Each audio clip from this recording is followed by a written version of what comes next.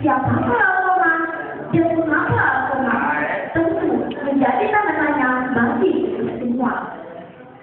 Alkoma figur seorang anak durhaka terhadap ibunya.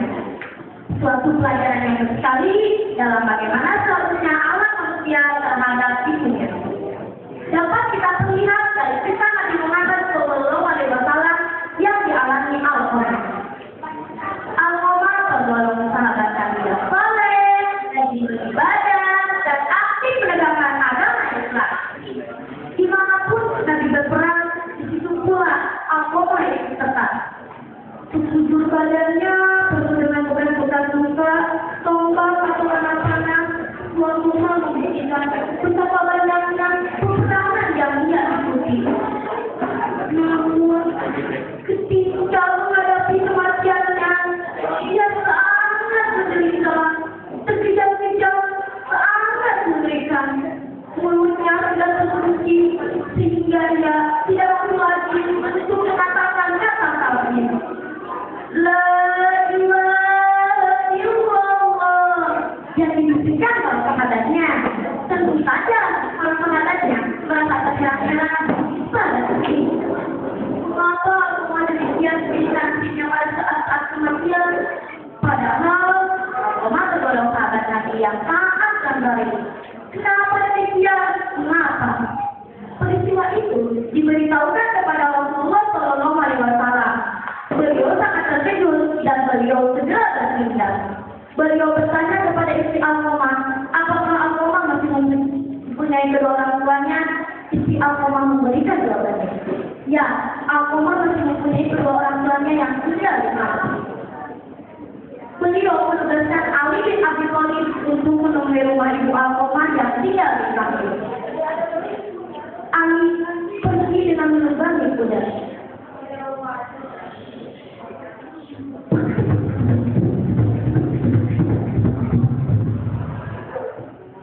Atas petunjuk orang-orang kampung, Ali berhasil menemukan rumah ibu Alkoma. Sebuah gedung kecil yang reot dan hampir roboh.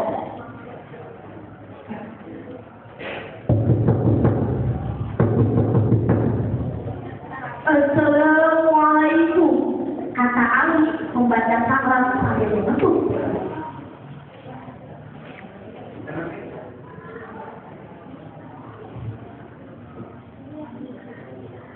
Waalaikumsalam, jawab perempuan nenek itu dengan jari.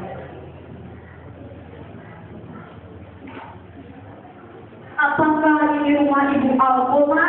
Kata Ali tanya. Bukan, ini bukan rumah ibu Alkoma, jawab perempuan itu. Tapi orang kampung bilang ini adalah rumah ibu Alkoma. Tuhan mau berkata sama siapa? Tuhan mau berkata kepada orang yang mati atau sama aku? Jawab perempuan itu. Tapi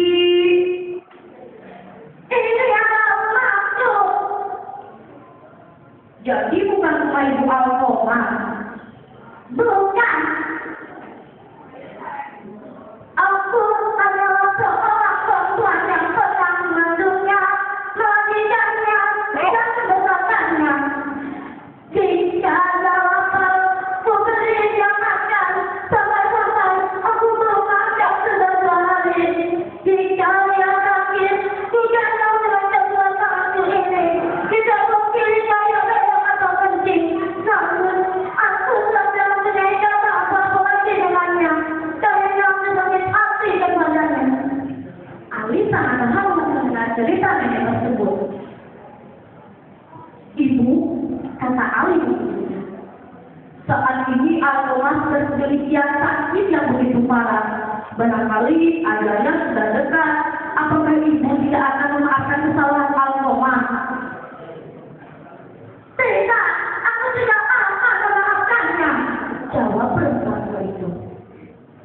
Pendirian ibu Alkoma tidak dapat diperlukan oleh Ali. Dengan begitu, Ali pulang dengan tangan hampa menghadap Nabi.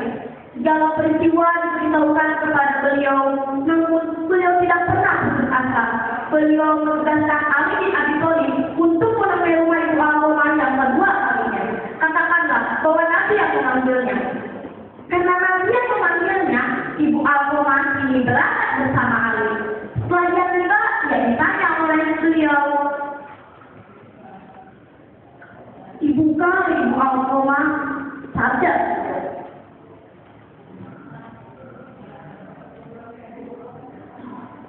"Bukan, ya Rasulullah, saya mencari Alqamah." "Kenapa Ibu berdosa pada kenyataan? Bukankah bahwa itu anak Ibu sendiri?" "Ya Rasulullah, Alqamah memang betul anak saya, tetapi pelayan dewasa dan bertunangan dengan gadis cantik dari direktur Indonesia suatu pernikahan yang sangat aneh.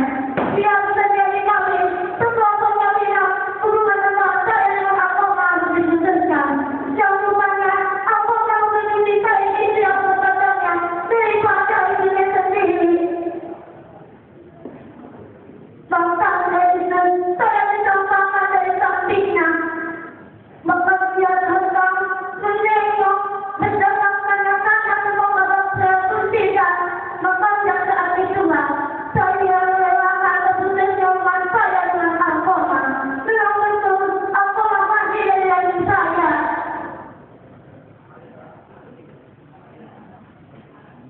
Beliau sangat terbunuh mendengar cerita tersebut. Namun, beliau tidak pernah putus asa. Beliau menyuruh para sahabatnya untuk mengumpulkan kayu-kayu bakar ke tanah lapang. "Ayo, semuanya!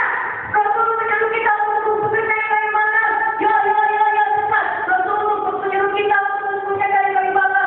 Ayo, semuanya! Rasul menyuruh kita untuk mengumpulkan kayu-kayu bakar ke tanah lapang." Sabda para sahabat. Salah satu dari sahabat itu menyalakan api.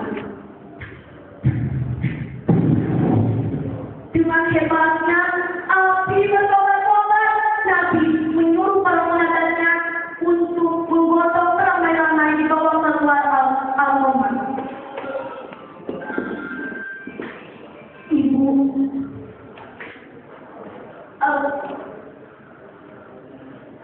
melihat anaknya yang sudah kurus kering, cinta seorang ibu yang tadinya terkubur kini dapat bersemi kembali, dan cinta itu tidak dapat ditahan lagi. Ternyata seorang ibu memiliki suatu kekhawatiran terhadap anaknya. Kemudian dia berseru,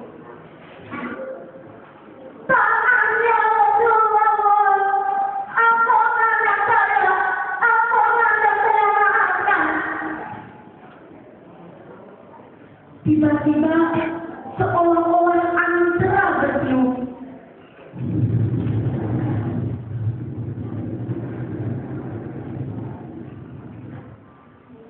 Kini Alqamah mengembuskan nafas dan badannya. Seluruh sahabat Nabi kini dapat menarik nafas lega, dan Rasulullah SAW pun nampak berseri-seri. Nah, teman-teman, banyak sekali hikmah yang dapat kita ambil dari kisah tersebut. Pertama, surga itu memang betul terletak pada telapak kaki ibu. Seperti sabda Nabi mengatakan, "Al-jannatu tahta aqdamil ummahat." Yang kedua, kewajiban keluarga yang terhadap kedua orang tua, terutama ibu, telah menjadi prioritas dari kalangan siapapun, dan tidak boleh dikalahkan dari kalangan siapapun, seperti suami, istri, anak-anak, dan lain-lain. Alqamah malah berbuat sebaliknya. Alqamah lebih mengutamakan istri atau pacarnya daripada ibu kandungnya sendiri. Yang ketiga, Ridho fi ridho walidayni wa sutrullahu fi sutrul walidayni. Ridho Allah memang betul terletak pada ridho ibu bapak, dan ridho Allah memang betul terletak pada murka ibu bapak. Inilah sebabnya Rasulullah tidak bisa berbuat apa-apa